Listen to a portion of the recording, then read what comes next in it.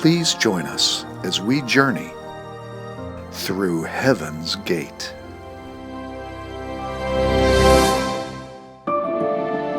Does the light of human consciousness survive the moment of death? Science is trying to understand the energy behind the life force. What generated that first spark? And where does it go when the lights go out? Scientists have trouble understanding religion because if God is speaking to us or some spirit is speaking to us, they say, well, but you have to have a body to be conscious. How can you have nothing and yet have consciousness? Religion offers answers, confirmed at times by those who explore realities far away, and returning to share what's been seen. Consider, in their own realms, Columbus, Einstein, Jesus. Their insights changed everything. My name is Peter. I had a direct encounter when I was young, and it changed reality for me.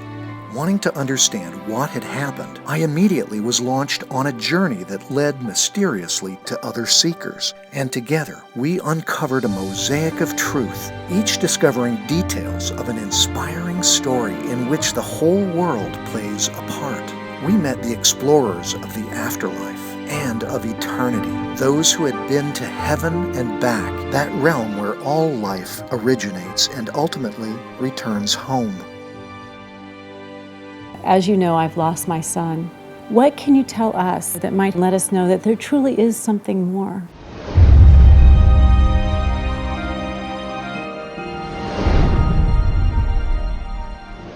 Virginia Hummel is an author, afterlife researcher, and grief survivor following the tragic death of her son. I just had a revelation in the video that I put out for people in hopes that they would get a little peace and see visually the journey when I died.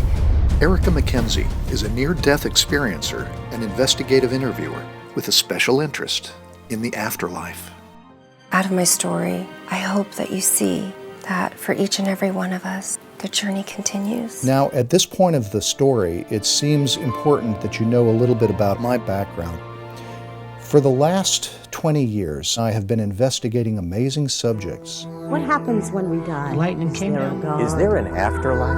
Are angels? Writing books and making television programs on miracles, light, I think they are and angels, and energy. near-death Prior experiences. religious beliefs or background of the person doesn't seem to have much to do with whether or not they have an experience. I met Virginia Hummel at a conference on near-death experiences. My son was killed in an accident in 2006, and the loss of a child is a really challenging event. It's probably one of the most challenging events we'll ever encounter as a parent.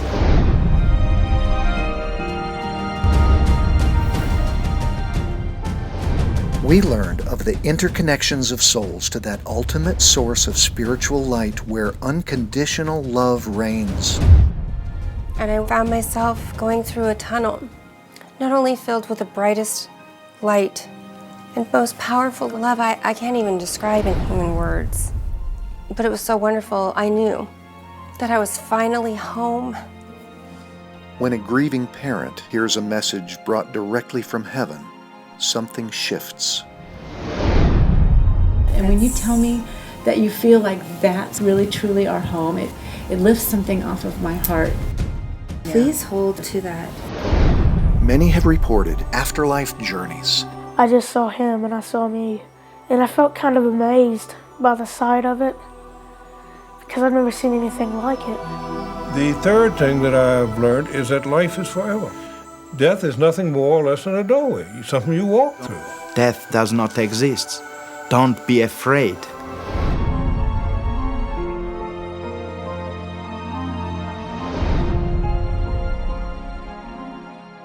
In one of my crashes, I had a near-death experience.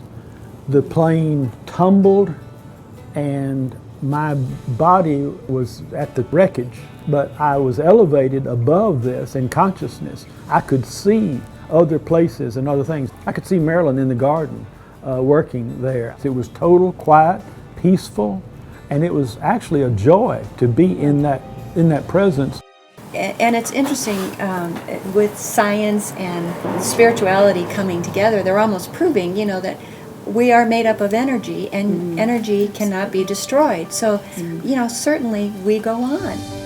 And what we're learning is that consciousness can continue without a physical body. One of our many interviews is with New York Times best-selling author Dr. Eben Alexander, neurosurgeon and ND ear, who says, "My experience showed me that the death of the body and the brain are not the end of consciousness, that human experience continues beyond the grave." And with me in that beautiful, infinite, inky blackness was this brilliant light coming from an orb that was brighter than 1,000,000 stars. That's what I call that all-powerful creative source, infinite love, that being, that deity, many of us will call God. When I first came back, I was so awestruck by this journey that the word God for me was a puny little human word that really didn't do justice to the indescribable power of that creative source, that being of pure love, with no conditions at all, pure love. We've all been given free will to choose our own path. We're free to create our life story with our imagination from the realm of infinite possibilities. And as amazing as the story was that Erica brought back from heaven, I knew that I was watching a miraculous example of healing in the heart of a grieving mother. I realized with my journey with my son that I could have been angry with God, but I realized that it didn't serve me or anyone. And I found that if I met this whole experience with just unconditional love, that maybe there would be a gem, a little treasure that I could find. And really what I've learned is that my son's death was a gift. It was really the gift of my spiritual awakening. I realized that there's truly something beyond this physical realm. We hope you'll join us with our ongoing television investigation into these and many other spiritually uplifting experiences. This is our story, and that of every soul who has ever lived. On this journey, you may discover the source of your own inner light and the freedom to choose the life you were born to live. Journey with us through Heaven's Gate.